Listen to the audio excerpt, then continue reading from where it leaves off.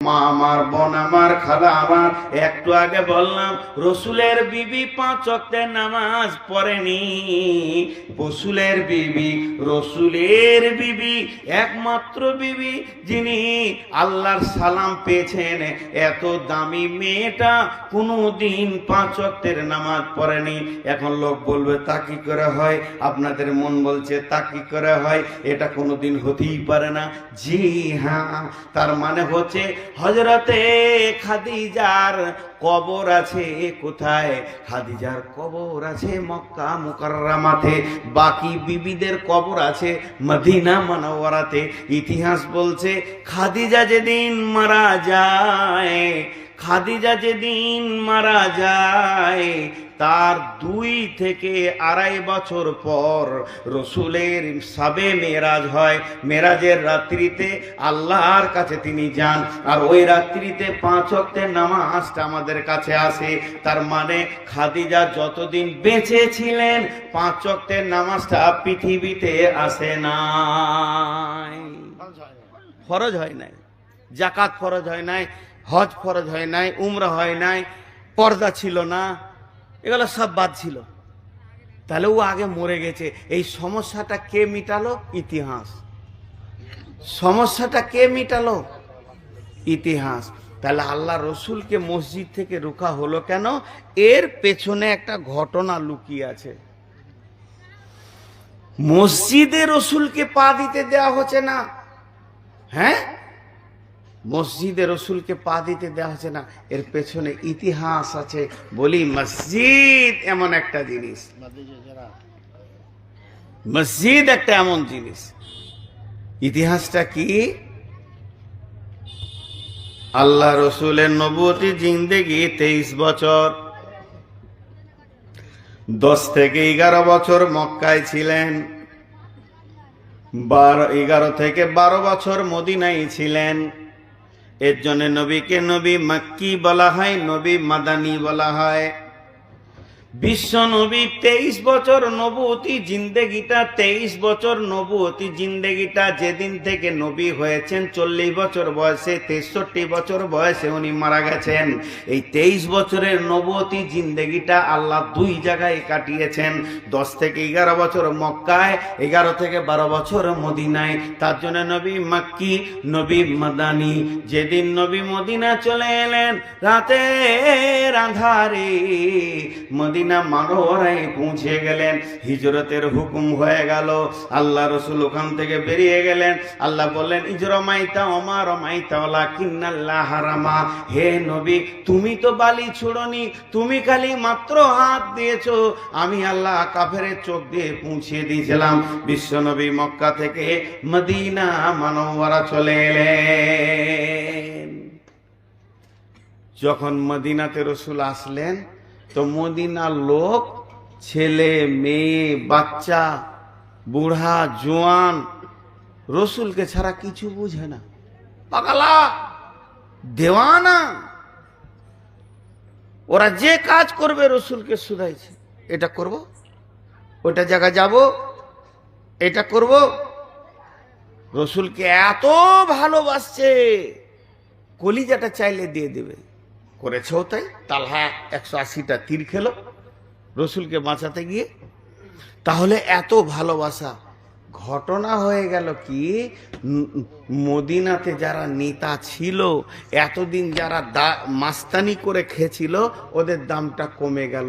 তখন ওরা বলতে লাগলো, রে ই তো কোথা থেকে উড়ে এসে বসলো, সমস্ত ইজ্জত একাই লুটে নিলে। ভাই একটু সবর করেন, ইতিহাসটা শুনেন। আমরা ইতিহাস জানি না বনে অনেক ভের। তো কি করা যাবে? সামনে লড়ার ক্ষমতা হচ্ছে না। যদি ওর সঙ্গে লড়তে যাই, ওর দলে যা লোক আছে কলজে দিয়ে দেবে, জান দিয়ে দেবে। তার মানে তুই আর আমি ওখানে লড়তে গিয়ে পারবো না, চাটনি হয়ে যাব। এই মুনাফিকের দলেরা মাঝে মাঝে পাহাড়ের ধারে গিয়ে গুহাতে বসে বসে গোপনে মিটিং করে। কেমন করে নবী মুহাম্মদকে মদিনা থেকে তারা যায়। কেউ বলছে জানে মেরে দাও, না থাকবে বাঁশ, না বাজবে বাঁশুরি, ওকে যদি মেরে দেওয়া যায় আমাদের নেতৃত্ব আমাদের কাছে ফিরে আসবে। তার মধ্যে মুরব্বী যারা আছে, উবাই ইবনে সলুল, আব্দুল্লাহ ইবনে উবাই, এরকম ধরনের যারা মুরব্বী, উবাই ইবনে সলুল রয়েছে, আর বড় বড় যারা রয়েছে উতবা, উতাইবা, সাইবা, এরকম মুনাফিকরা বলছে কি করা যায় বলো। ওর মধ্যে একজন পরামর্শ দিচ্ছে, এক কাজ করো, ছেলেটা কোথা থেকে এসেছে খবরটা নাও, ওর বাড়ি হলো মক্কা, যাও তোমরা মক্কাতে, মক্কায় গিয়ে দেখো ও কোন বস্তির কোন বংশের, ওখানে ওর কোনো দুশ্মন আছে কিনা। দুইজনকে পাঠিয়ে দেওয়া হলো, যা তোরে মক্কার খবরটা একবার লিয়াই তো। চলে গেল ওরা মক্কা। মক্কাতে গিয়ে ধরেন মক্কা পৌঁছে গিয়ে একবারে চলে গেছে রাসূলুল্লাহ সাল্লামের।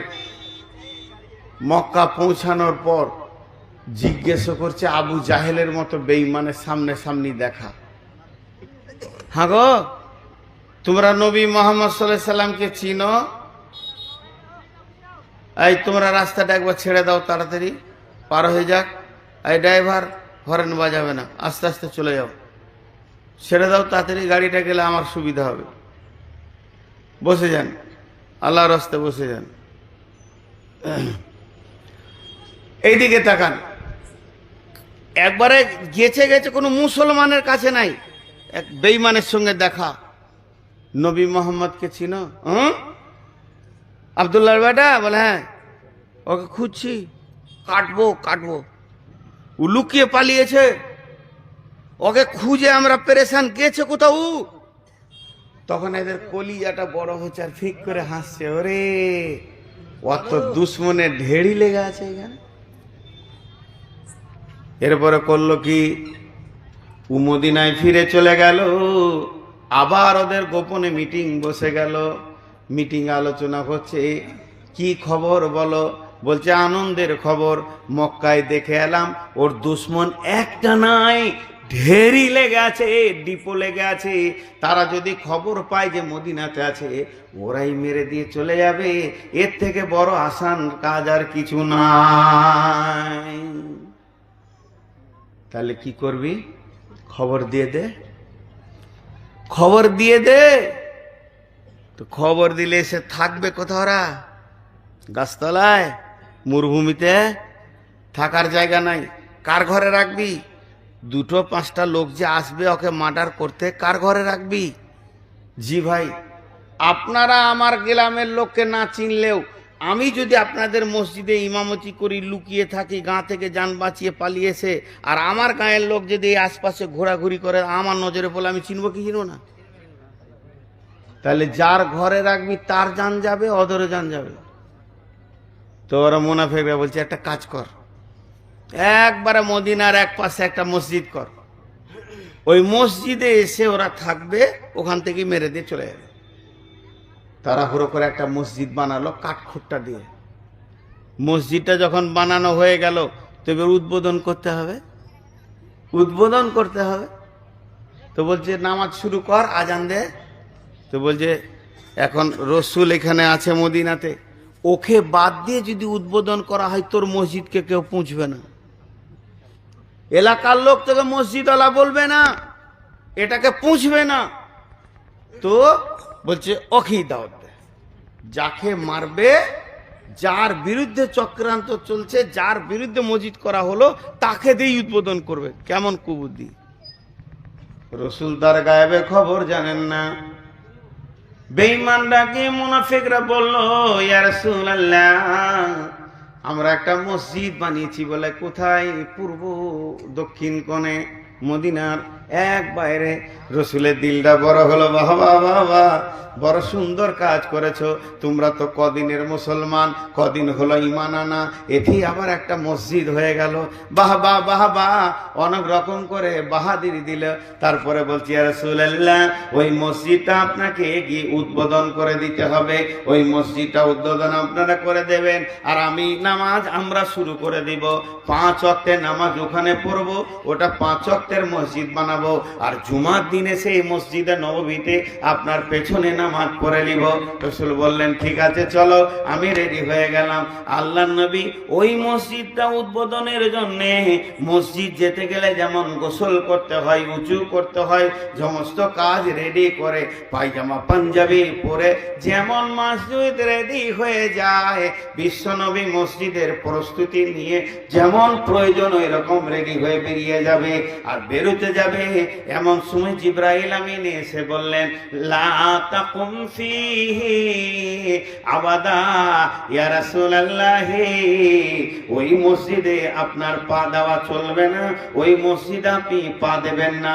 এবার গোপন খবরটা খুলে দিল, কি বললো? বিসমিল্লাহির রহমানির রহিম ওয়াল্লাযীনা ইত্তাখাযু মাসজিদান জিরারা ওয়া কুফরা তাফরীকাম বাইনাল মুমিনি ওয়া ইরসাদাল লিমান হারাবাল্লাহা ওয়া রাসূলাহু মিন ক্বাবলু ওয়া লা ইয়াহলিফুন্না ইন আরাদনা ইল্লাল হুসনা ওয়াল্লাহু ইয়াশহাদু ইন্নাহুম লাকাযিবুন। নবী হে, ওই মসজিদটা ঈমানদারির কারণে হয়নি, আল্লাহর ভয়ের জন্য হয়নি, তাকওয়া পরহেজগারিতে হয়নি। মসজিদটা হয়েছে পুকুরির তাড়নায় আপনার উপরে জিদের বশীভূত করে করেছে, এটা হিংসা করে করেছে। আর ওই মসজিদে যারা করেছে তারা আল্লাহর দুশমন, প্রথম থেকে রসুলের দুশমন, তারা সমাজের দুশমন, মুসলিম সমাজকে ফাটিয়ে কর্ণচন্ন করে দিতে চায়। আর ওদেরকে যতবার শুধাবেন কি করেছো, ওয়ালা ইয়াহলিফুন্না ইন আরাদনা ইল্লাল হুসনা, তারা কসম করবে আর বলবে আমরা ভালো কাজ করেছি, ভালো কাজ করেছি, আল্লাহর ঘর মসজিদ বানিয়েছি। তাদের কসমটাকে উড়িয়ে দেন, আল্লাহ নিজে সাক্ষী দিচ্ছে ওয়াল্লাহু ইয়াশহাদু ইন্নাহুম লাকাযিবুন, ওরা হলো মিথ্যুক, ওদের ওই মসজিদে আপনার মতো নবী যেতে পাবেন না। হাজি ভাই, এ যুগে নাই ওরকম মসজিদ, এ যুগে নাই। মসজিদের ভিতরে কেউ ফ্যানটা চালিয়ে দিয়েছে, তো কোরআন শরীফ পড়ছে, আর একজন এসে ফুট করে বন্ধ করে দিলে। তুই বন্ধ করলি কেন? তুই চালাবি কেন? কত বিলি আসছে জানিস? তুই তোর বাপের মসজিদ নাকি? তুই তোর বাপের নাকি? জায়গা তো আমার দাদা দিয়েছে, আমরা তো বানালাম, এটা তো আমার বাপের মসজিদ। যা তোদের মসজিদে নামাজ পড়ো না। একটা দুই চারটা ঘর পার করে দিয়ে একটা টিনের ছোট ঘর নিয়ে আজান দিচ্ছে, আল্লাহ সেলিমি খান আজান দিচ্ছে, কেন? নতুন মসজিদ বানালাম, হবে না, ঝগড়া করে হবে না। কোরআন বলছে লা উসিসা আলা তাকওয়া মিন আউয়ালি ইয়াউমিন, যেদিন মসজিদের ভিত রাখা হবে, একটা দিনের কথা বলেছেন, 2 দিন লয়, 3 দিন লয়, 4 দিন লয়, একদিন। সেই দিন মেল মহব্বত করে আল্লাহর উপরে ভরসা করে নেকির উদ্দেশ্যে আল্লাহর ঘরের ভিত রাখেন। গায়ে হাজারো মসজিদ হয়ে যাক, অসুবিধা নাই। বিসমিল্লাহির রহমানির রহিম ইন্না আউওয়ালা বাইতিন উদিয়া লিন্নাসি লাল্লাযী বিবাক্কাতা মুবারাকাও ওয়া হুদাল লিল আলামিন। আল্লাহ রাব্বুল আলামিন বলছেন ইন্না আউওয়ালা বাইতিন, নিশ্চয় প্রথম ঘর হলো বিবাক্কাতাম মুবারাকা, পবিত্র মক্কা ভূমিতে, উজিয়ালিন নাসি, আমি মানুষের জন্য বানিয়েছি। ইন্না আউওয়ালা বাইতিন উজিয়ালিন নাসি লাল্লাযী বিবাক্কাতাম মুবারাকা ওয়া হুদাল লিল আলামিন, এবং আমি সেটা সারা পৃথিবীর মানুষের জন্য হেদায়েতের কেন্দ্রবিন্দু বানিয়েছি। তার মানে কাবা শরীফটা পৃথিবীর হলো প্রথম ঘর, আর ওইটা হলো 1 নম্বর ঘর। তখন 2 নম্বর ঘর কোনো ছিল না। ওটা বানানো হলো কখন? ইতিহাসের পাতাতে 2টি ডেট এসেছে। হযরতে আদম আলাইহিস সালামকে আল্লাহ জান্নাতে বানিয়েছেন যেদিন, কাবা শরীফ বানানো হয়েছে সেই দিন। কেউ বলছে হযরতে আদমকে যখন বানানো হয় পৃথিবীতে মানুষ নামে প্রাণীটা ছিল না, আর মানুষ ছাড়া ঘরে কেউ বাস করে না, একমাত্র মানুষ প্রাণীটা ঘর করে বাস করে। জিনের জন্য ঘর লাগে না, ফেরেশতার জন্য লাগে না, আর কোনো প্রাণীর জন্য লাগে না, মানুষ ঘর করে বাস করে। তাহলে পৃথিবীতে আদম এলুই না, ঘরের কোনো প্রয়োজন হবে না। হযরতে আদমকে যেদিন বানানো হয় তার 2500 বছর পূর্বে আল্লাহ মক্কা মুকাররমাতে, মক্কার নাম মক্কা, মক্কার নাম বাক্কা, মক্কার নাম বালাদ, মক্কার নাম বালাদ, এরকম মক্কার বিভিন্ন নাম দিয়ে আল্লাহ কোরআনে ডেকেছেন। এখানে বলেছেন বিবাক্কাতা মুবারাকা, পবিত্র ভূমি মক্কাতে আমার ঘরটা আমি বানালাম।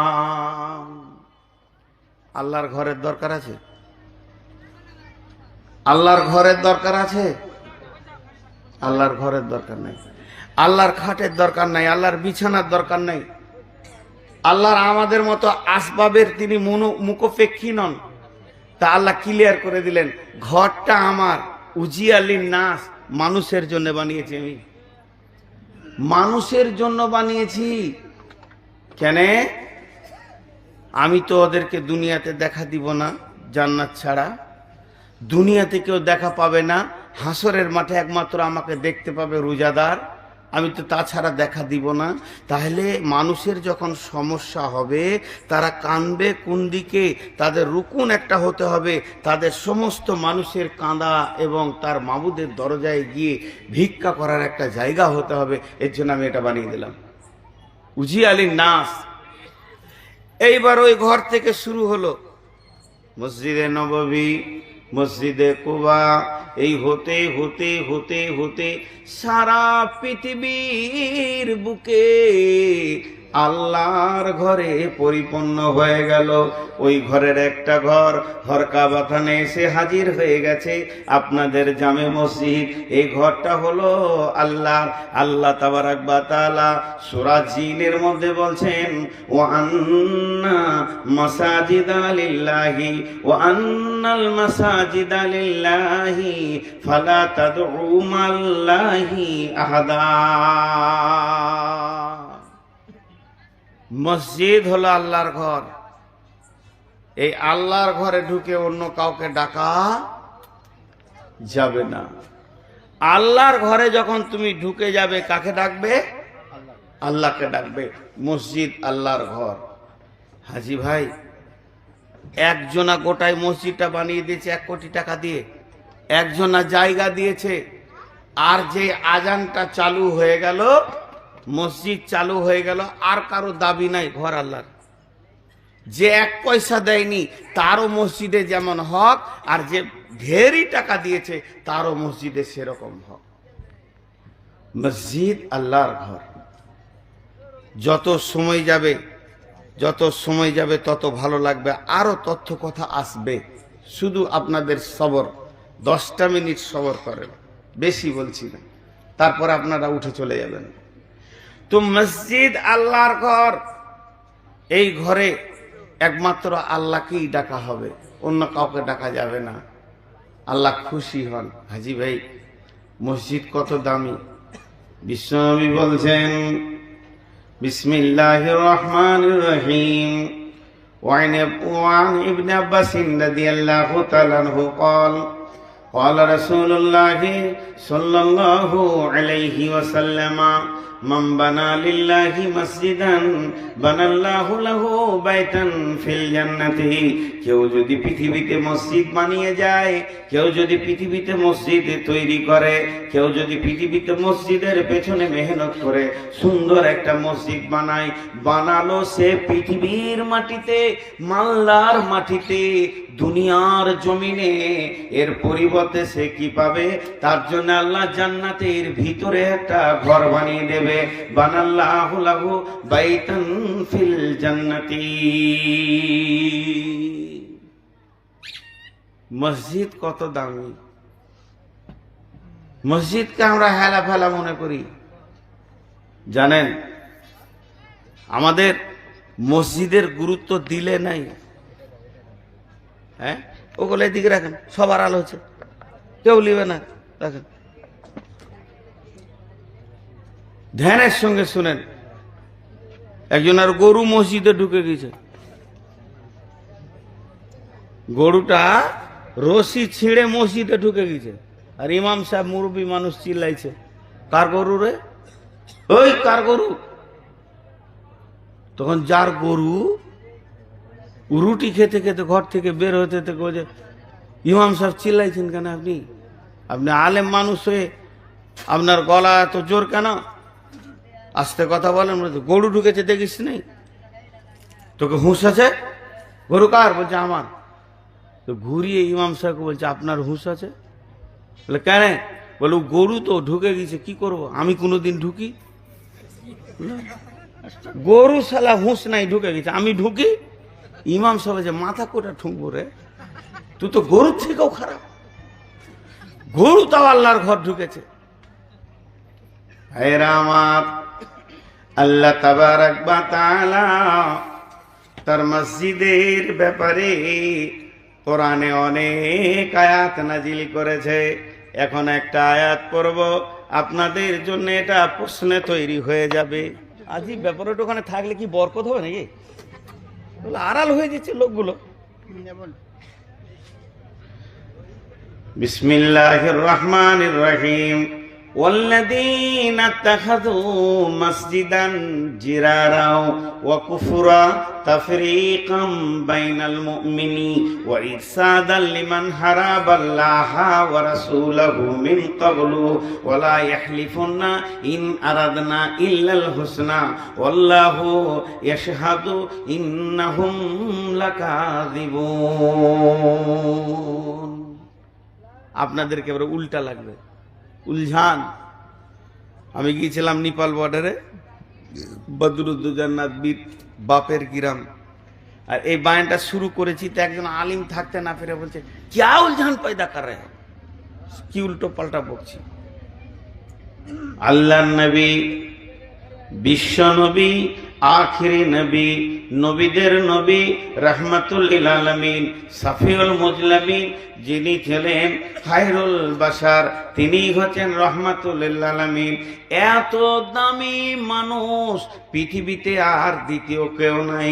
আল্লাহর পরে পরে যার স্থান, ওই লোকটি মসজিদে যাওয়ার জন্যে উঁচু করে রেডি হয়ে আছে, এবার মসজিদে যাবে। এমন সময় জিবরাইল আমিন এসে রসুলের সামনে দাঁড়িয়ে গিয়ে বলছেন লা তাকুম ফিহি আবাদা, নবী হে, আপনার মতো নবী দামি ব্যক্তিটা মসজিদে পা দেবেন না। পৃথিবীর মাটিতে ওটা এত জঘন্য মসজিদ, আপনাকে পা দিতে দেওয়া হবে না। আল্লাহ তাবারাক ওয়া তাআলা আমাকে এখনই বলল যাও আমার নবীকে আটকে দাও, নবী যেন মসজিদে পা না দেয়। তাই আমি জিবরাইল এলাম, খবরদার আপনাকে মসজিদে যেতে দেওয়া হবে না। আল্লাহ চাইছে না, আল্লাহর মন চাইছে না যে আপনার মতো দামি নবীটা মসজিদে পা দিয়ে দেবে। এবার আপনাদের মন কি বলছে? স্বয়ং বিশ্ব নবীকে আটকে দেওয়া হলো মসজিদে পা দেওয়া থেকে। খবরদার না।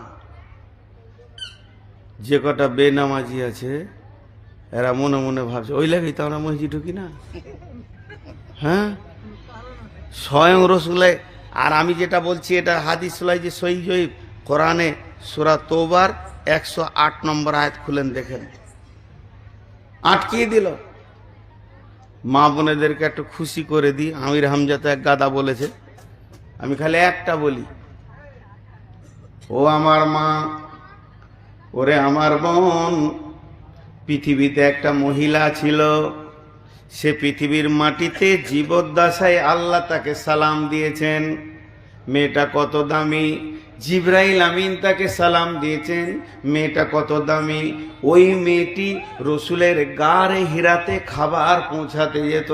একদিন আল্লাহর নবীকে খাবার নিয়ে যাচ্ছে, তাতে নাস্তা আছে, পানি আছে, বিভিন্ন রকম খাবার নিয়ে এরকম চাদর ঢেকে নিয়ে চলে যাচ্ছে।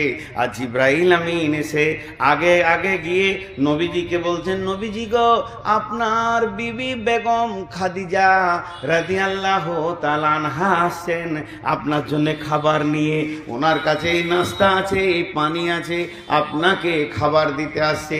ওই মেয়েটিকে আল্লাহ কত ভালোবেসেছেন, ওই মেয়েটি আল্লাহর কত নিকটবর্তী হয়ে গেছে। একটিবার ওই মেয়েটিকে আপনি বলে দেবেন যে আল্লাহ ওকে সালাম দিয়েছেন, আমি জিবরাইল ওকে সালাম দিলাম। এই মেয়েটি কত দামি, তার নাম হলো আম্মাজান খাদিজা, উম্মুল মুমিনিন আম্মাজান খাদিজা রাদিয়াল্লাহু তাআলা আনহা। এই মেয়েটি জীবনে 5 ওয়াক্তের নামাজ পড়েননি। রসুলের বিবি নামাজ পড়েননি, তাহলে মহিলাগুলাও খুশি হয়ে গেল। হ্যাঁ, আল্লাহ রসুল মসজিদ ঢুকে থেকে আটকানো হলো, তাহলে আমরা ঢুকলাম না। আর রসুলের বিবি যাকে আল্লাহ সালাম দিচ্ছে সে জীবনে 5 ওয়াক্ত নামাজ পড়েনি, তাহলে মেয়েদেরও নামাজ মাফ হয়ে গেল। তাহলে দুটো লাইসেন্স হয়ে গেল, আর তো চিন্তা নেই। কিন্তু এই দুটা কথা চাপা থাক, 2-5 মিনিটের জন্য জমা রেখে দেন, 2-5 মিনিট, বেশি সময় নেব না। মাঝে একটা কথা বলবো, ইতিহাস। ইতিহাস নামে একটা সাবজেক্ট আছে, প্রাইমারি স্কুল থেকে নিয়ে, হাই স্কুল থেকে নিয়ে, কলেজ থেকে নিয়ে বিশ্ববিদ্যালয় পর্যন্ত পড়ানো হয়। আর আরবি লাইনে মক্তব থেকে নিয়ে, মাদ্রাসা থেকে নিয়ে আল জামিয়া পর্যন্ত ইতিহাস পড়ানো হয়। আর যদি ইতিহাসটা খোঁজেন সব জায়গায় পাবেন। ইতিহাস মানুষের কি কাজে লাগে? ইতিহাস মানুষের কোনো কাজে লাগে? কখন সম্রাট আকবর বাবর কি করে গেছে ওটা শুনে আমার কি হবে? আজ 2000 বছর আগে কি হয়েছে ওটা শুনে কি লাভ আছে? হাসিবি। এখন সামান্য আমি আর আপনাদের কোনো একটা ব্যক্তি ঝগড়া করেছি 3 দিন আগে, 10 দিন আগে, আপনাদের ইমাম সাহেব আর আমি খুব ঝগড়া করেছি।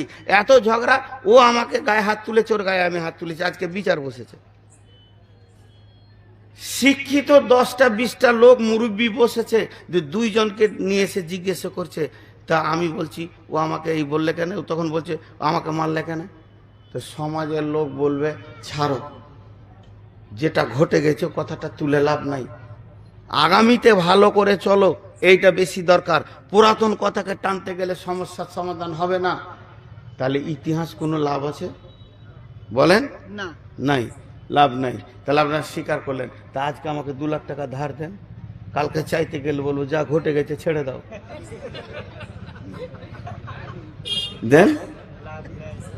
পুরাতন নিয়ে যদি লাভ না থাকে 5 লাখ টাকা ধার দিয়ে দেন, 5 দিন পর বলবো বলছে আমার টাকাটা, এই যেটা ঘটে গেছে ওটা ছেড়ে দাও জি, পুরাতন জিনিস টানো কেন জি। ইতিহাস 4টা কাজ করে গুনেলেন, এটা ব্রেনে ভরেলেন আজকে।